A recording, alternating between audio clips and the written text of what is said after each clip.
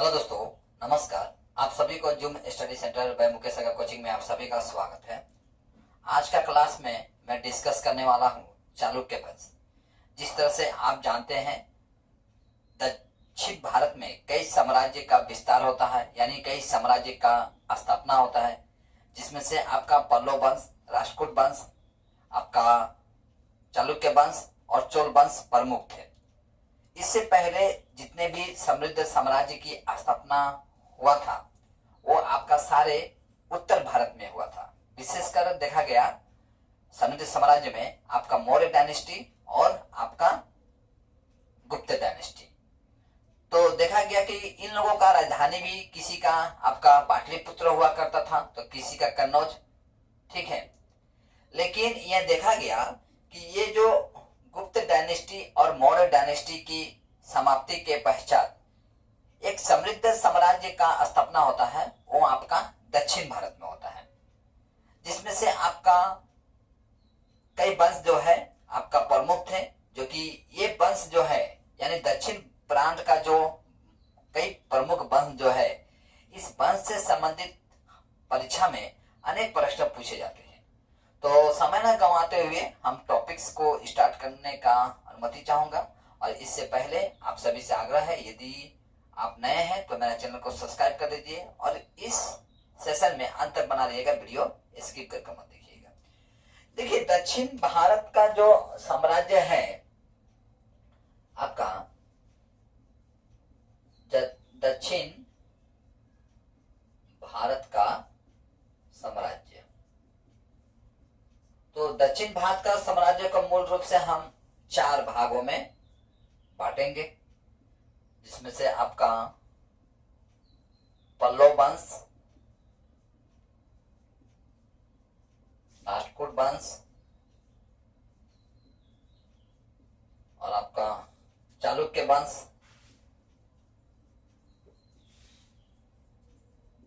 और आपका चोल वंश प्रमुख है, ठीक है। तो मैं ऑलरेडी पल्लव वंश और राष्ट्रकूट वंश से संबंधित मैं 2 सेशन कर चुका हूं। मैं चाहूंगा पहले आप इसे देख लीजिए, इसके पश्चात आप चालुक्य वंश को देखिएगा। क्योंकि देखिए, इतिहास के घटनाओं को यदि आप क्रमबद्ध तरीके से समझते हैं तो जाहिर सी बात है इतिहास जो है आपके लिए एक इंटरेस्टिंग सब्जेक्ट बन जाता है और आपका परीक्षा के नजर से भी देखा जाए काफी लाभदायक सिद्ध होता है।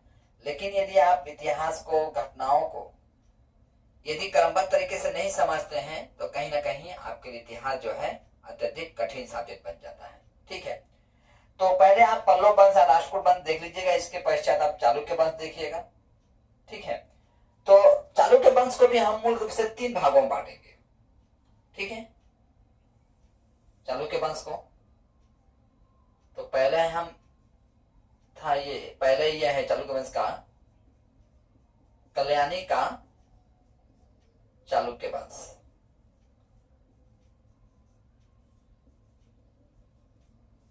कल्याणी कौन सा प्रांत था वर्तमान का? तो वर्तमान का ये कर्नाटक वाला प्रांत था, ठीक है, कर्नाटक प्रांत। इसके बाद आपका वातापी का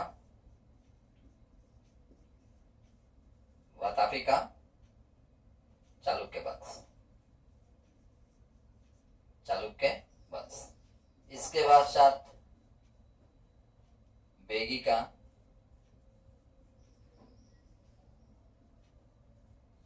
चालुक्य वंश। ये जो प्रांत जो था, बेगी जो था, ये कौन सा प्रांत था वर्तमान का? तो ये आंध्र प्रदेश, ठीक है, आंध्र प्रदेश वाला प्रांत था। और ये कल्याणी और बताबी जो है आपका कर्नाटक वाला प्रांत था, ठीक है।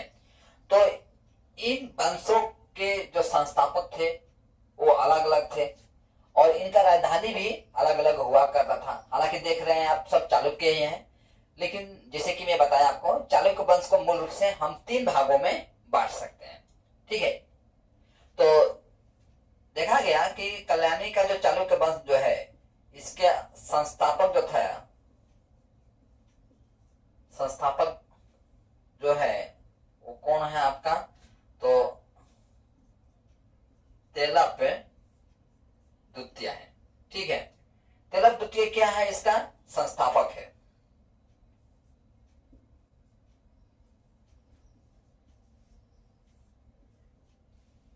इसका राजधानी देखा गया तो राजधानी कहाँ है आपका? राजधानी तो मान्यखेट है। मान्यखेट क्या है? इसका राजधानी है। इसका कई प्रसिद्ध शासक भी हुए हैं, तो इसका प्रसिद्ध शासक के बारे में भी जान लेते हैं। प्रसिद्ध शासक है इसका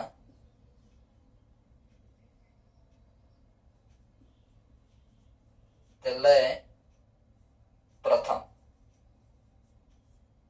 तेलय प्रथम, तेलय द्वितीय और तेलय तृतीय। ठीक है, यानी 3 शासक आप देख लेते हैं, तेलय प्रथम, तेलय द्वितीय और तेलय तृतीय। अन्य है आपका विक्रमादित्य प्रथम, और विक्रमादित्य क्या होंगे?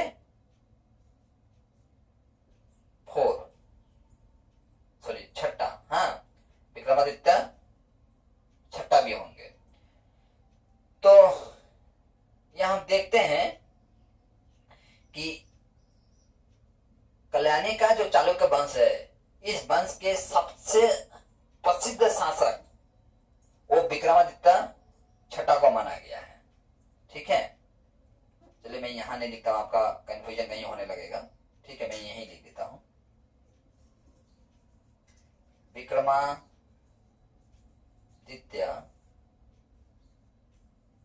6 जो थे, ये क्या थे? आपका सबसे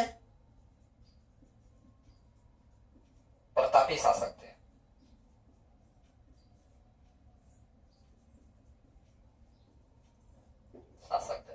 ठीक है, सबसे प्रतापी शासक थे। हालांकि और भी इनका प्रसिद्ध शासक थे, जिसमें से आपका सोमेश्वर प्रथम, सोमेश्वर द्वितीय और सोमेश्वर तृतीय थे। विक्रमादित्य 6 के समय में कई प्रसिद्ध विद्वान इनके राज्य में रहा करते थे, जिसमें से देखा गया आपका प्रसिद्ध विद्वान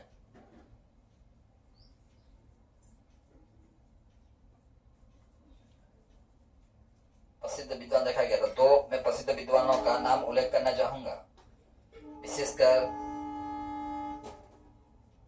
बिलहन और विज्ञानेश्वर। ये जो आपका बिलहन जो थे, बिलहन ने एक पुस्तक लिखे थे, इसका नाम था आपका विक्रमादेव चरित। ये विक्रमादेव चरित जो है, एक किसके ऊपर आधारित है यह पुस्तक? तो ये था आपका विक्रमादित्य 6 का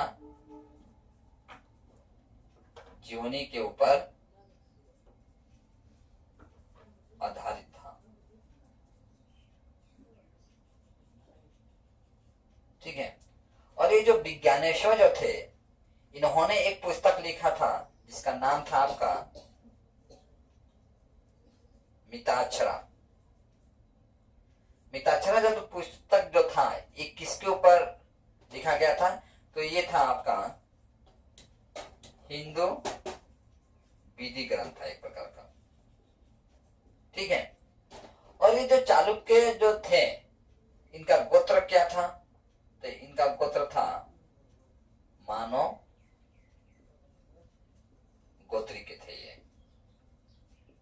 ठीक है, तो मैं चाहूंगा पहले आप इसका इतना स्क्रीनशॉट ले लीजिए,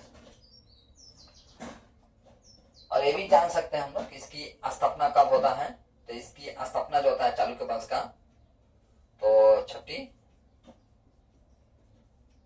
शताब्दी के आसपास होता है।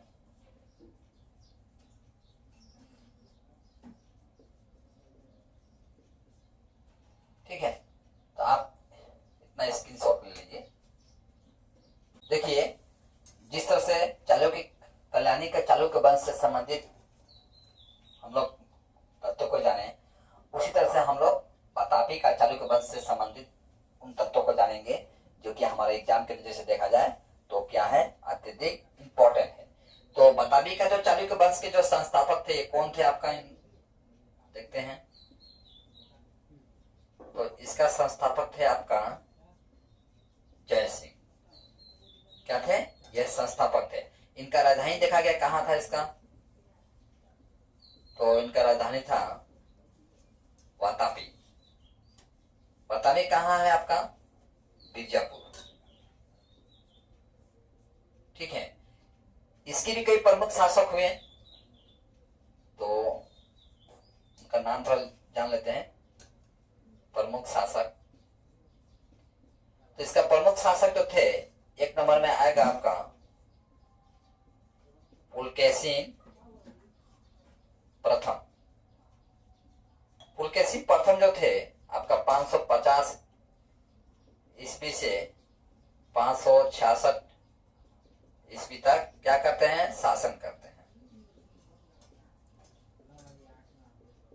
ठीक है। इसके पश्चात कई प्रमुख शासक थे, जिसमें से आपका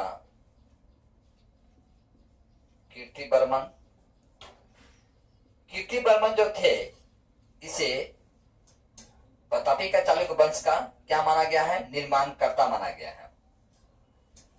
ठीक है। प्रतापी का निर्माण कर्ता माना गया है। ठीक है। शायद ये शहर वर्ग की स्थापना किए होंगे कीर्तिवर्मन, यानी राजधानी बनाने के लिए जाहिर सी बात है एक मॉडर्न शहर का स्थापना होना अत्यंत आवश्यक है। तो संभवतः उन्होंने कीर्तिवर्मन जो है आपका प्रतापी का क्या किए होंगे, निर्माण किए होंगे। ठीक है। तो इनमें देखा गया आपका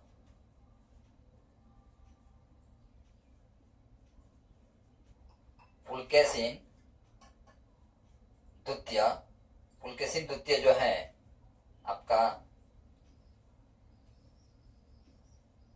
सबसे प्रतापी शासक थे। पुलकेशिन द्वितीय सबसे प्रतापी शासक कौन थे आपका, पुलकेशिन द्वितीय। इनका उल्लेख हमें कहां से प्राप्त होता है, तो इनका उल्लेख हमें महाकूट स्तंभ से प्राप्त होता है।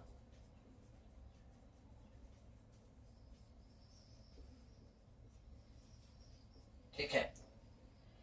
ये पुलकेशिन जो द्वितीय जो थे,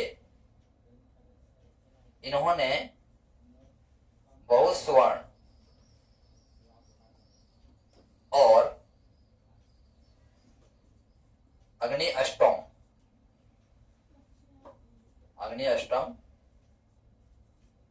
यज्ञ संपन्न कराया था।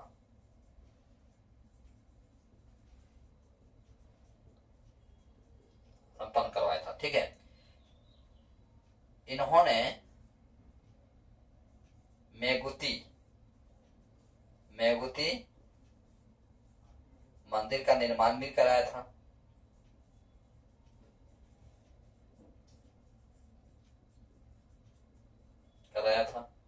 इन्होंने हर्षवर्धन को भी हराया था।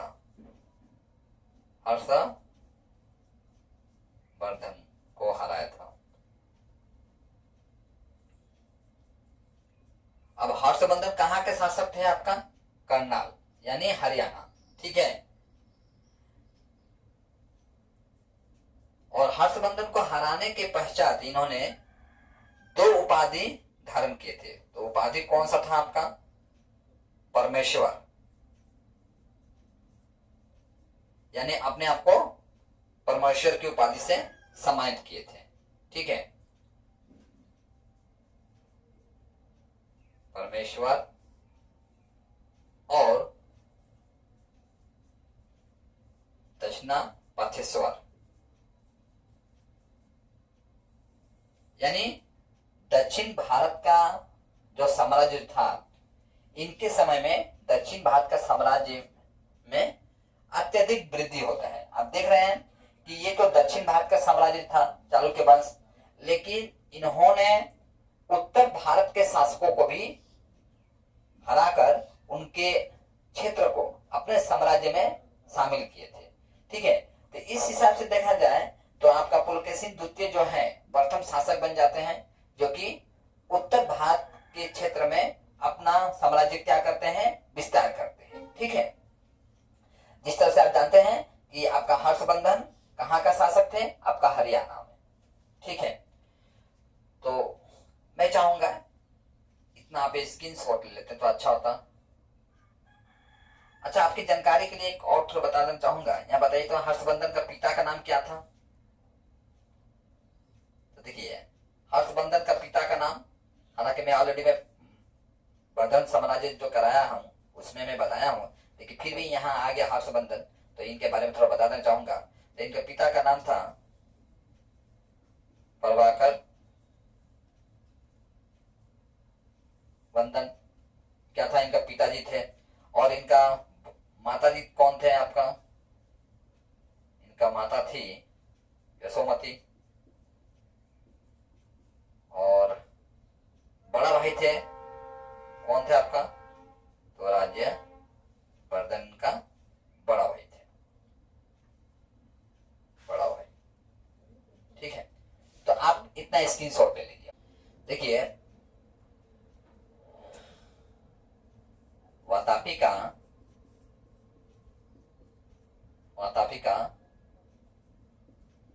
प्रतापी शासक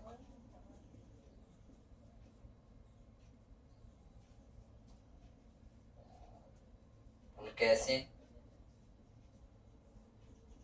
द्वितीय को कौन हराता है? तो इसे पल्लव वंश का शासक, पल्लव वंश का शासक आपका नरसिंह वर्मन हराते हैं। कौन हराते हैं? नरसिंह वर्मन। नरसिंह वर्मन कब हराते हैं? तो ये हराते हैं इन्हें 642 ईस्वी में। और नरसिंह वर्मन एक उपाधि हासिल करते हैं। देखिए, उपाधि ये था इनका, हराने के पश्चात इन्हें एक उपाधि से सम्मानित किया जाता है नरसिंह वर्मन को, प्रतापी कोट। प्रतापी कोट के उपाधि से नरसिंह वर्मन को क्या किया जाता है? सम्मानित किया जाता है। ठीक है, देखिए अब चलते हैं हम लोग विक्रमादित्य द्वितीय के शासन काल में अरबों का आक्रमण होता है। अरबों का क्या होता है? आक्रमण होता है। अरबों का आक्रमण होता है। और विक्रमादित्य द्वितीय का जो भतीजा जो था पुलकेशिन, ठीक है, इनका भतीजा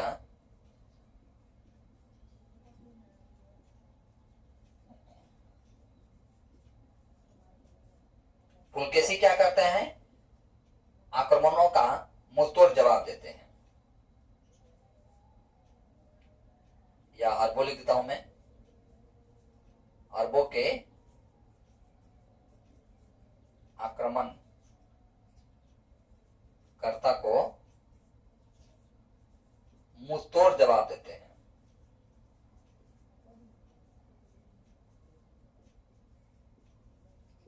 जवाब देते हैं, इससे प्रसन्न हो जाते हैं। कौन प्रसन्न हो जाता है? तो आपका विक्रमादित्य जो द्वितीय जो थे, ये अपने भतीजे का वीरता को देखकर अत्यधिक प्रसन्न हो जाते हैं और अपने भतीजे यानी पुलकेशिन को 2 उपाधि से सम्मानित करते हैं। तो इनका उपाधि था, देखिए,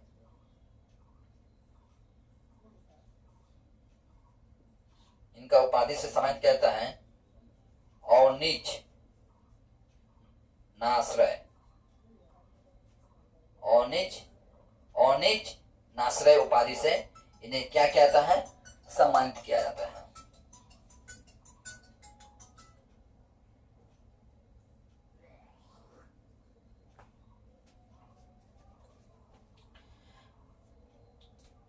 विक्रमादित्य जो द्वितीय जो थे, इनकी दो पत्नी थी, इनका पत्नी जो थी दो थी। पहला पत्नी आपका पहला पत्नी थी लोक महादेवी।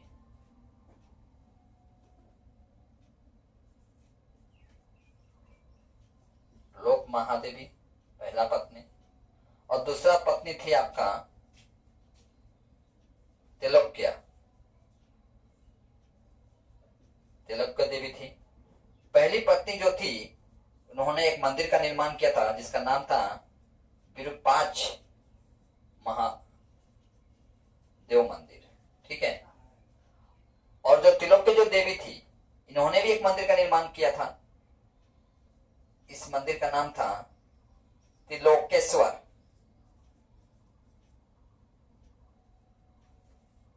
ठीक है। इन्होंने एक मंदिर का निर्माण किया था। इस वंश का अंतिम शासक देखा गया था, कौन थे आपका, इस वंश का अंतिम शासक थे आपका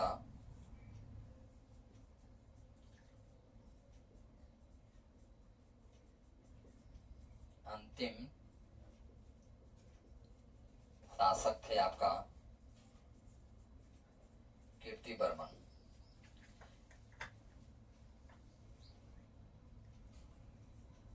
कीर्तिवर्मन को आपका दंती दुर्ग ने परास्त कर राष्ट्रकूट वंश का नींव रखा, ठीक है। तो मैं चाहूंगा इतना आप इसकी शॉर्ट कर लीजिए। अब हम लोग जानेंगे बेगी का चालुक्य वंश का संस्थापक। तो इसका संस्थापक थे आपका